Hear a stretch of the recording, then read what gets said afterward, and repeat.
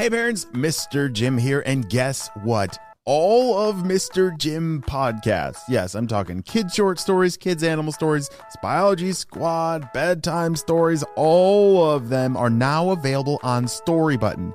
Storybutton is my invention that I invented to make it easier for kids to listen to podcasts, their favorite stories, off of screens. Parents, you know how it goes of putting kids to bed, maybe having to use your phone or an iPad to listen to stories. Well, we want to put that to an end and make it easier for you all to listen to audio stories off of a screen. Storybutton is a device that connects to your internet to freely access all of the great kids podcasts available in our library. Go to storybutton.com to learn more. And when you order today, you can save $20 and get free shipping at storybutton.com. Hello, critter protectors. Mr. Jim here, and welcome to Kids Animal Stories, a place where there's always a mystery and adventure around every single corner. If you love critters of all shapes and sizes, I need you on our Critter Protector team. Join our adventure as we learn about critters from around the world and in our backyards. Well, my friends, are you ready for today's adventure? Me too! Let's go!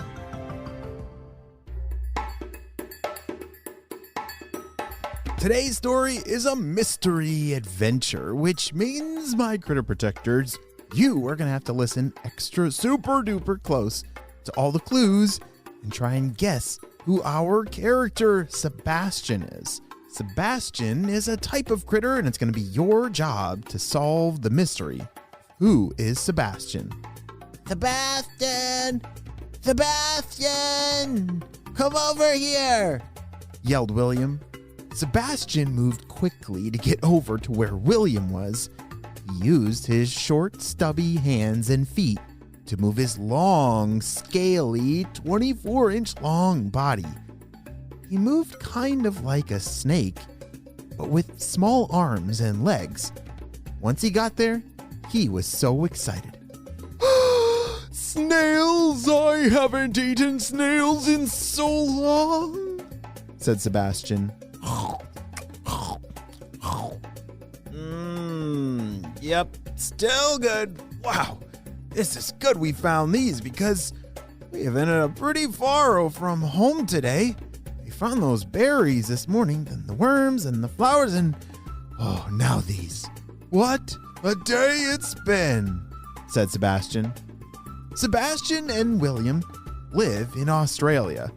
It was a beautiful, very hot and sunny day. They've lived there their whole lives. It has everything they need.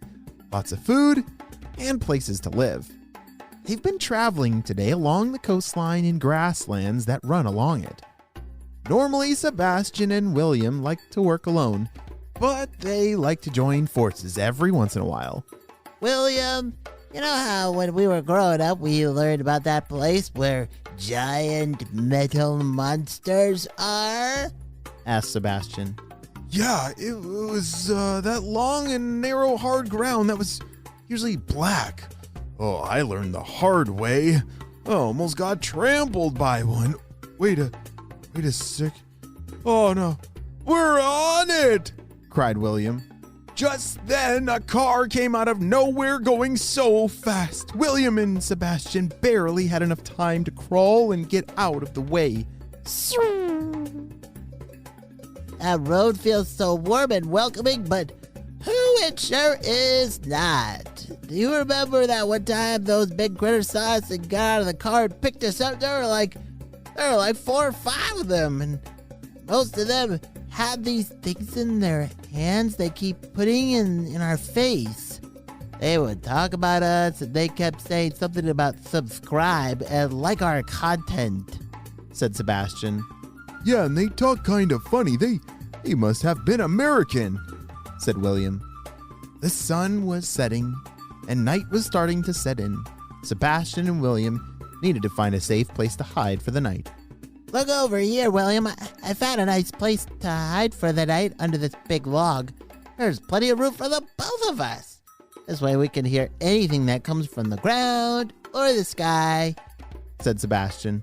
Whoa, do you remember the time a snake came into our hiding spot and we had to fight him off with our tail? Asked William. I do. That was crazy. We both had to work together and flick him with our tails again and again. He got so mad he decided we weren't worth it anymore, laughed Sebastian. They both fell asleep and dreamt about snakes, cars, and something called YouTube. Oh, remember when they said the humans were holding something in their hands and kept putting it in their faces? I think it was like a phone or something. Yeah, they'd never been recorded before, and I think someone put them on YouTube. They were just starting to wake up as the sun was peeking under their log. Hey, William, are you up? I am now. Oh, said William, kind of sadly, because he wished he was still sleeping. I've definitely felt that way before. How about you? The sun is coming up, and I want to make sure that we get home quickly, so we should probably head out now. I want to be able to eat all the berry bushes that are by our house before our neighbors take all the tasty ones, said Sebastian. Sounds like a plan. Let's go, William said with some excitement. William and Sebastian crawled out from under the log and started on their way home on the final leg of their journey. They were traveling in the part of the grassland where the grass was shorter, pretty visible from almost all angles. They tried to hurry, but then, all of a sudden, they both froze in fear. Stand very still, William. If we don't move, maybe he won't see us. William did not hear Sebastian in time and continued to walk.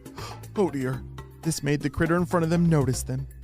Standing in front of them was a big, hungry kookaburra bird. Oh no, it had swooped down from the sky and landed in front of them by accident. But when William moved, the kookaburra got excited for lunch.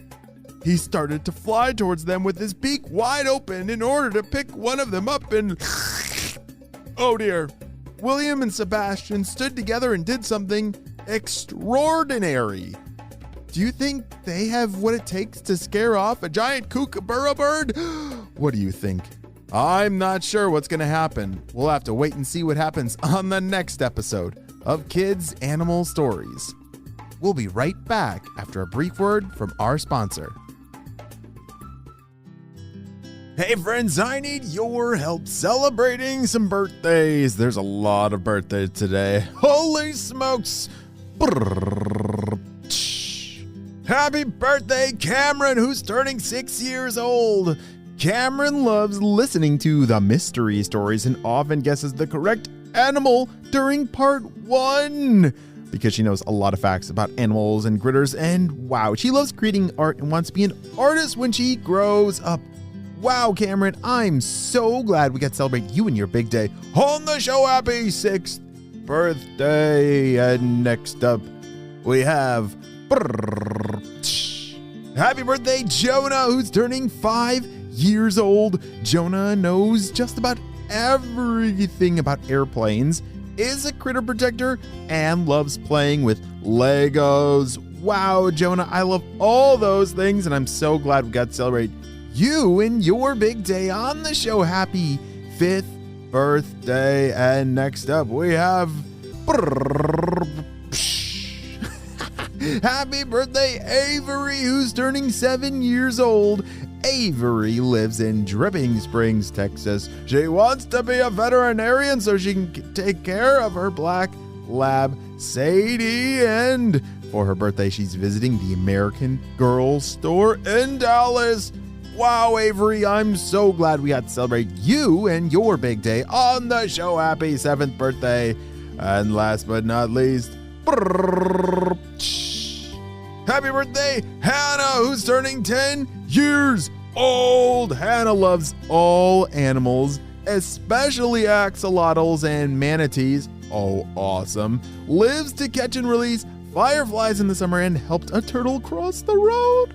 I love it, Hannah. And I'm so glad we got to celebrate you and your big day on the show. Happy 10th birthday. Well, friends, I hope you all have a super duper day, and I'll see you on our next adventure. Bye.